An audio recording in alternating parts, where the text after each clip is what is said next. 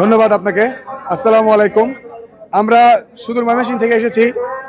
আজকে এই দিনে নতুন দলের আত্মপ্রকাশের একটি কারণ, সেটি হচ্ছে বৈষম্য বিরোধী ছাত্র আন্দোলনের প্রথম যে কোটা বিরোধী আন্দোলন, সেটা থেকে এই ভারতের দাসীকে আমরা দূর করে এই সোনার বাংলাদেশকে সত্যিকারের সোনার বাংলাদেশ গড়ার স্বপ্নে আমরা এগিয়ে এসেছি। এবং প্রথম কাজ হচ্ছে আমাদের বাংলাদেশের বেকারত্ব দূরীকরণ করা। বেকার দূর করা আমাদের বাংলাদেশের প্রথম কাজ, এবং সেটা দূর করতে পারলেই আমাদের দেশের যে তরুণরা রয়েছে তারা নিজ ইচ্ছায় নিজ উদ্যোগে কাজ কর্ম করে এই দেশকে উপরে নিয়ে যেতে পারবে।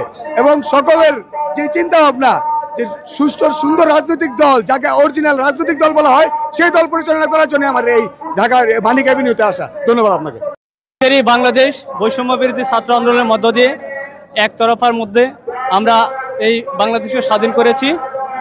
স্বৈরশাসক সরকারের পতনের পরে আমরা কোনো লেয়াজভিত্তিক এবং ভারতীয় দালালদের অবগত থাকতে চাই না।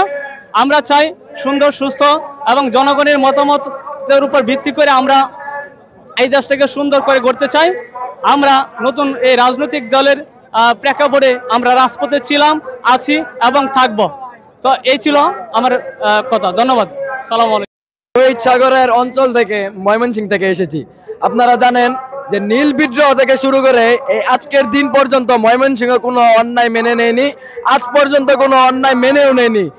সেই 5 তারিখের পর থেকে আমরা দেশ সংস্কারের কাজে নেমেছি এবং আমরা চাই একটি সুন্দর বাংলাদেশ গড়তে।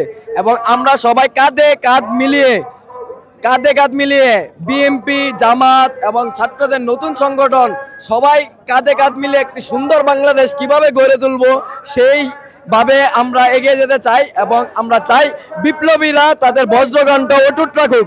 যদি বিপ্লবীরা তাদের কথা বন্ধ করে দেয় তাহলে এখানে অযোগ্যরা এসে পড়ে। বিপ্লবীরা কথা বললে অযোগ্যরা এখানে আসার কোনো সুযোগ পাবে না।